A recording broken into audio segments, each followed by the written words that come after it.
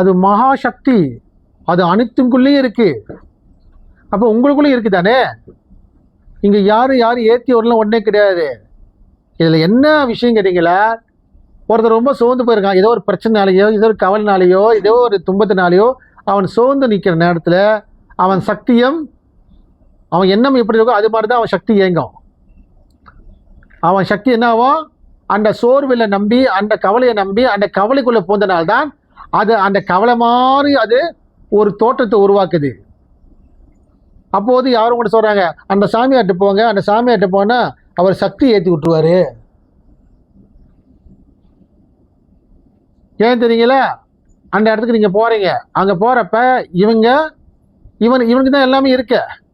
சாப்பாடுக்கு பஞ்சம் இல்லை, பணத்துக்கு பஞ்சம் இல்லை, அவன் விரும்பின விஷயம்லாம் நடக்குது இந்த தொழில் செஞ்சு. அப்போ அவன் சக்தியாக தானே இருப்பான், தெம்பாக தான் இருப்பான். அவர் என்ன பண்ணுறாரு, ஆக்டிவாக இருக்கிறவன் அவன் என்ன பண்ணுவான், அவன் உடம்பு அதிக சூடு இருக்கும்.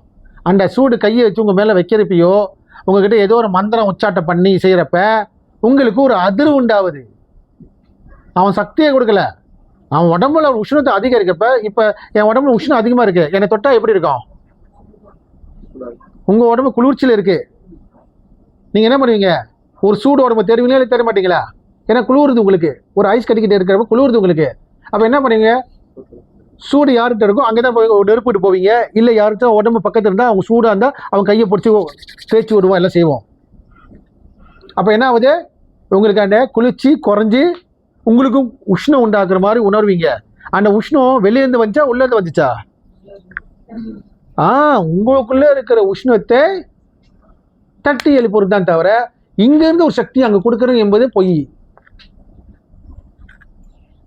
இது ஒரு உதவியாக தான் இருக்குன்னு தவிர உங்களுக்கு ஒரு சோர்வை தட்டுவனுக்கு ஒரு மோட்டிவேஷன் கொடுக்குறப்ப நிமிர்ந்து நிற்கிறான் பார்த்தீங்களா, அந்த மாதிரி தான்.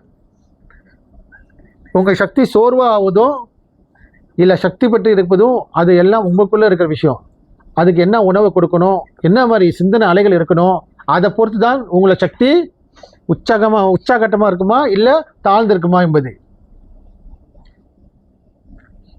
ஏன்னா நீங்கள் சொல்கிற மாதிரி ஒருத்தன் சக்தி கொடுக்குறான்னு சொன்னால் ஹாஸ்பிட்டலில் எத்தனோ படுக்கையில் தெம்பு இல்லாமல் படுத்துருக்கானுங்க. இந்த சக்தி கொடுக்குறீங்க, அங்கே போயிட்டு கையை வச்சு சக்தி கொடுத்துட்டு வரணும் வந்தானே.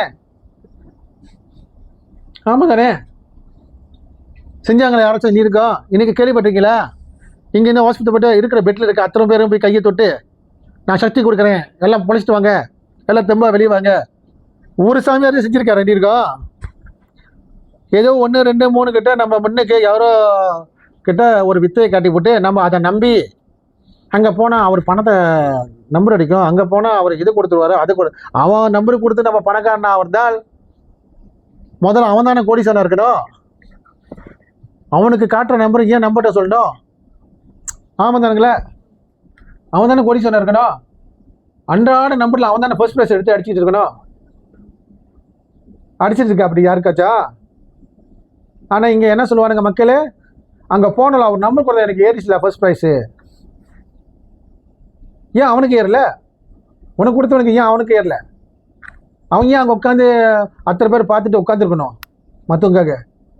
அவன் நிம்மதியாக இருக்கான், ஒவ்வொரு நாளும் உட்காந்து அவன் நம்பர் ஃபர்ஸ்ட் ப்ரைஸ் நீக்கு என்ன ஏறுது அவர் போட்டு இல்லை ஒரே தடவை தோத்துவலை போட்டு பில்லியனேலாம் இருக்கலாமே. எல்லாமே விதிக்கப்பட்ட மாதிரி நடக்குது. நீ அங்கே போகணும், நீ போகிற நேரம் அவன் இப்படி சொல்லணும், அதை பழிக்கணும், அது மூலிமா உனக்கு நம்பர் அடிக்கணும்னு விதி, அவ்வளோதான். இங்கே அவனுக்கும் உங்களுக்கு எந்த சம்மந்தமே இல்லை. ஆக்சுவலி இதெல்லாம் ஏற்கனவே விதிக்கப்பட்ட விஷயந்தான். 1000 பேரை போகிறீங்க, 1000 பேருக்கு நம்பர் கொடுத்து அடிச்சிச்சா? இல்லை, ஏதோ 1 2 இல்லை, அது கூட இருக்காது. அதுவும் பல மாதத்துக்கு ஒரு முறைக்கு எவனுக்கும் ஒருத்தன் அடிக்கும். அப்போ இவ்வளோ நாள் இத்தனை பேர் கொடுத்துட்டா என்ன அர்த்தம்? அதுக்கு ஒரே வாரம் சொல்லிவிடுவாங்க, அவனுக்கு நேரம் சரியில்லை, அவன் கிரகம் சரியில்லை. அது சமாளிக்கிறதுக்கு என்ன சொல்லுவானுங்க, நேரம் சரியில்லை கிரகம் சரியில்லை சொல்லுவானுங்க. நான் உனக்கு கொடுத்துட்டேன், ஆனால் உன் நேரம் சரியில்லை கிரகம் சரியில்லை, அதான் அவனுக்கு கிடைக்கல, இப்படியும் சமாளித்து சொல்லிடுவானுங்க. இது நம்மளோட அறியாமை. எத்தனை பேர் சாமியாரை பார்க்காமலே சும்மா போய் எழுதி வந்தவன் அவனுக்கு என்ன பெரிய தொகை அடிக்கலையா? அப்போ அவனுக்கு எந்த சாமி கொடுத்துச்சு? அவன் வாழ்க்கைக்கு அவன் பூர்வ ஜென்ம செஞ்ச பாவம் புனித பொறுத்து தான் இந்த பிரியிலும் அனுபவிச்சுட்டு இருக்கான். அது நன்மையாக இருந்துச்சு தீமையாக இருந்துச்சு, அது அவன் கர்மாக்கு அவன் தான் பொறுப்பு தவிர இங்கே யாரும் பொறுப்பு இல்லை. இங்கே யாரும் கொடுக்கறதும் இல்லை, எடுப்பதும் இல்லை. இங்கே யாரு கொடுப்பதும் இல்லை, எடுப்பதும் இல்லை.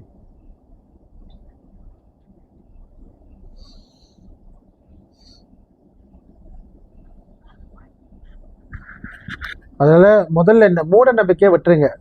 அந்த சாமியார்ட்ட போனால் அவர் இப்படி ஏற்றி கொடுப்பாரு குண்டலினி, இவன் இப்படி போனால் இங்கே நம்பர் ஏற்றி கொடுப்பாரு, இங்கே எப்படி போனால் இங்கே வேலை வாய்ப்புலாம், அங்கே போனால் வேலைலாம் கிடச்சிரும், போய் கேளுங்க மந்திரி பதவி என்ன கிடச்சிருமா?